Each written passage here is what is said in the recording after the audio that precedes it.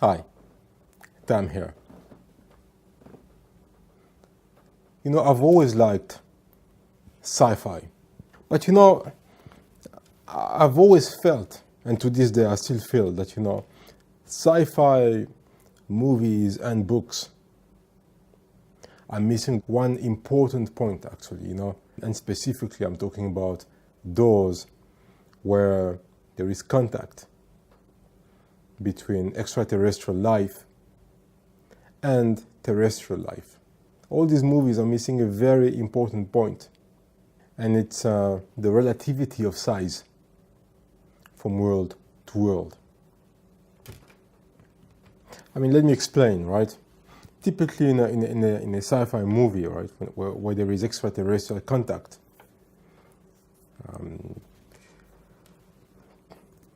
the creatures that will come on Earth, they come in all different shape and size and features, but they will always have more or less the same features as human beings. 2 legs, 2 arms, and more or less the same size, So ranging from small, let's say 1 meter tall, to big, let's say 3 meters tall, But often they have these humanoid dimensions in size and weight, more or less, in height, And I think that's something that is probably not true. I believe that there is life other than us in the universe. Logically, I can only come to this conclusion. Billions, trillions of other planets in the universe, some younger, some older. There must be life in the universe other than us, And here's the thing: for some extraterrestrial creatures to come to this planet, they must be more technologically advanced than us. Us, as a human race, for all the progress we've made, we've never even been able to send a man to another planet, to the closest planet next to us. So, for some extraterrestrial species to visit this planet, coming from some other solar system, and let's push it further, coming from some other galaxies, can you imagine the technological advancement, first of all, for something like that to happen? Coming from the center of the galaxy to our planet, that's 30,000 light years. So to have the kind of technology, to have a spaceship that could potentially travel 30 or 60 or 100,000 light years to come here and go back to their world, that's a technology that, we can't even imagine. And then the question is, your world, which is thousands, hundreds of thousands light years away from us, there's no reason why that world, why your planet should be the same size as our planet. Trillions of planets in the universe, their planet, I'm talking about these potential visitors, right? Their planet could have nothing to do with planet Earth in terms of size. It could be thousands of times smaller, and that would not affect the development of their technology. I mean, if they're thousands of, if they live in a planet 1,000 times smaller, but they've been around for 1,000,000 years longer, then still, mentally, I mean, they would have developed themselves to something that we can't even imagine. And so, arriving on this planet, you could be dealing with living creatures that are in fact 1,000 times smaller than human beings. So they could be this size, but just technologically much more advanced than us. And the opposite is true as well. There's no reason why these extraterrestrial beings could not come from a planet that is 1,000 times bigger than planet Earth, or 100,000 times bigger than planet Earth. And in terms of size, they could be 1,000 times bigger than human beings. So one creature from that planet could be, could be any size. Could be the size of the Burj Khalifa in Dubai, right? In their planet, which is 100,000 times bigger than planet Earth, a living being who naturally is the size of the Burj Khalifa, right? It's not a problem because everything is bigger. The oceans are bigger, the lakes are bigger, the rivers are bigger, the forests are bigger. Everything is proportionate to their world. They are in proportion to their own world. And so coming to this planet, they will look at a planet that will be like very, very, very small as compared to their planet, And that's one of the biggest problems, So if some visitors from outer space were to come here, what they tell us in these popular movies, sci-fi movies, about things that have our dimensions, and that's not true. There's no reason why they should be the same dimensions as us. They could be 1,000 times smaller or 1,000 times bigger. And if they were to be 1,000 times bigger than us, that's a big problem, man. Because you can't have 50 people arriving in your city, and they're all more or less the size of the Burj Khalifa. That's a big problem, So yeah, that's just something I've always wondered, And there's no reason why a creature, a living creature, a super intelligent creature visiting Earth should be the same size as us. It could be something so much bigger. And I would think that something that intelligent would realize that, no, it's a bit too dangerous to come here because, because of our size, we might just destabilize these people so much. Then, of course, there's the question of physically coming into contact with planet Earth. If you are an extraterrestrial being and you have the technology to do intergalactic travel, it means that your technology is thousands of years ahead of the human race.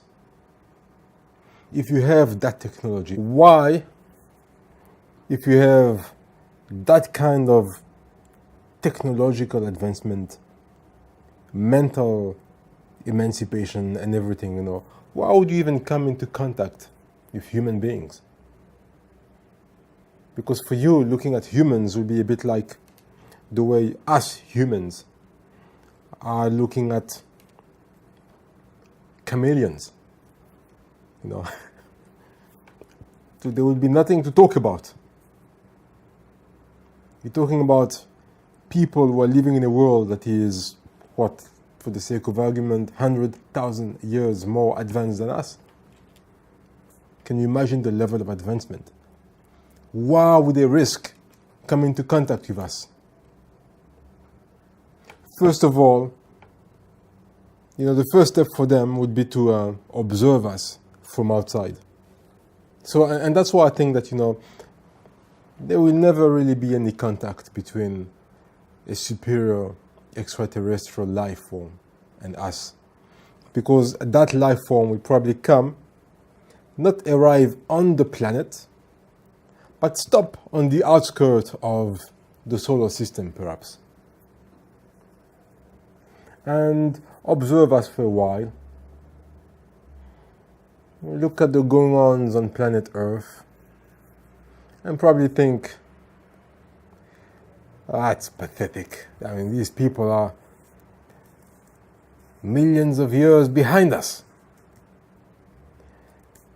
I mean, they're still thinking about concepts of getting rich and money and fortune and going to war with each other for wealth and resources. I mean, no. So they will just observe. I mean, possibility number one, they will just observe us and think there's nothing to see here. That's a primitive life form, So they move on to the next world, trying to find some intelligent life form. Because probably they will look at us and say, okay, there's no signs of intelligence here, so let's move on. Because you can see, these people are at war with each other. They're still nuking each other, bombing each other, killing each other. I mean, come on, man. Let's move on. I mean, ideally, I think people who can do intergalactic travels, that comes with a package. If you can move from solar system to solar system or galaxies to galaxies, if you have that kind of technology, then with that comes an infinite number of technological advancements that we can't even fathom, You would have mastered so many different things. I mean, we can't even imagine. So there would be no reason for them to come here,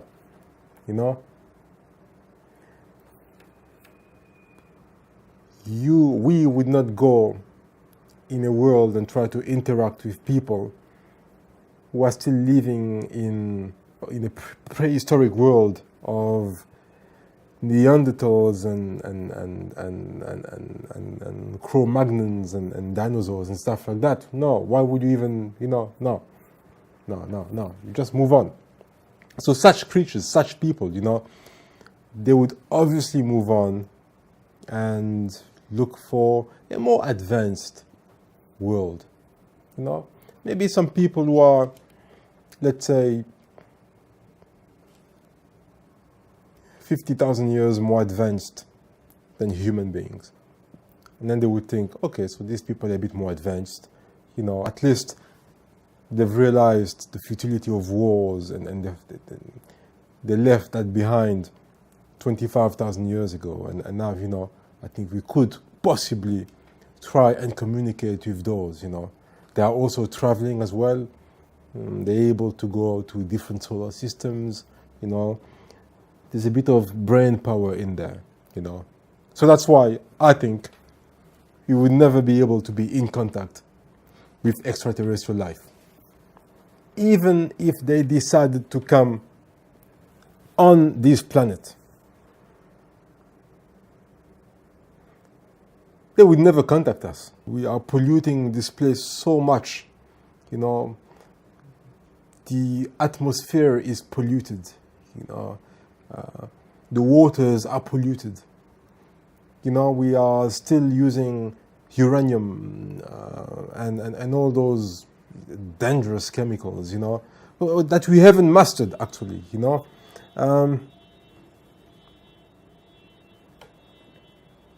Sorry about that.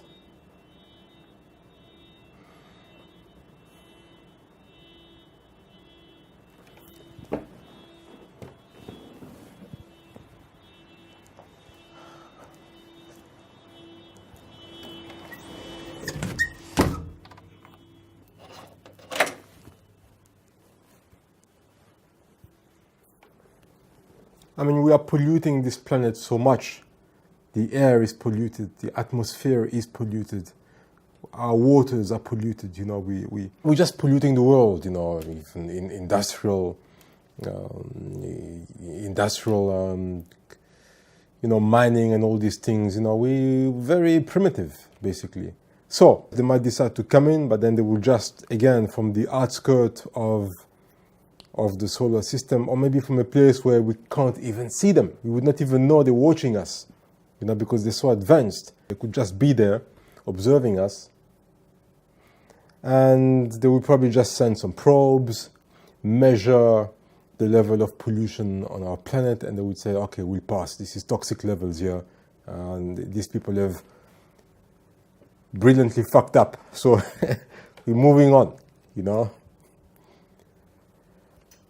Possibility number 3, they do come. But if they do decide to come, again, if they're so advanced, they would never have to come physically themselves. They could simply send.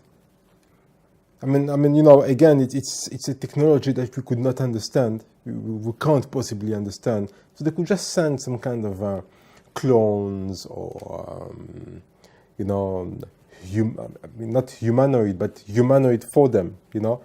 Something that is alive in every way for us, but is actually engineered by them to come and interact with us. Just like, you know, if you want to observe lions, you could just send a drone and have the drone fly around and observe them, and then if the lion grabs it and, you know, crushes it and it destroys it, it's just a drone. It's not a loss.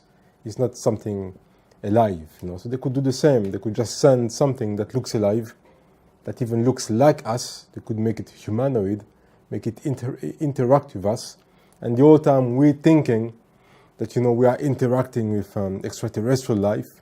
And if we fuck up again and we try to capture these things, these beings, for the sake of studying them, then you would realize that, oh, wait a minute, this is not even alive. And then they would say, okay, ciao, you know, a waste of time, you know. So for all these reasons, right, I'm thinking that it's highly unlikely that extraterrestrial life would actually come in contact with us.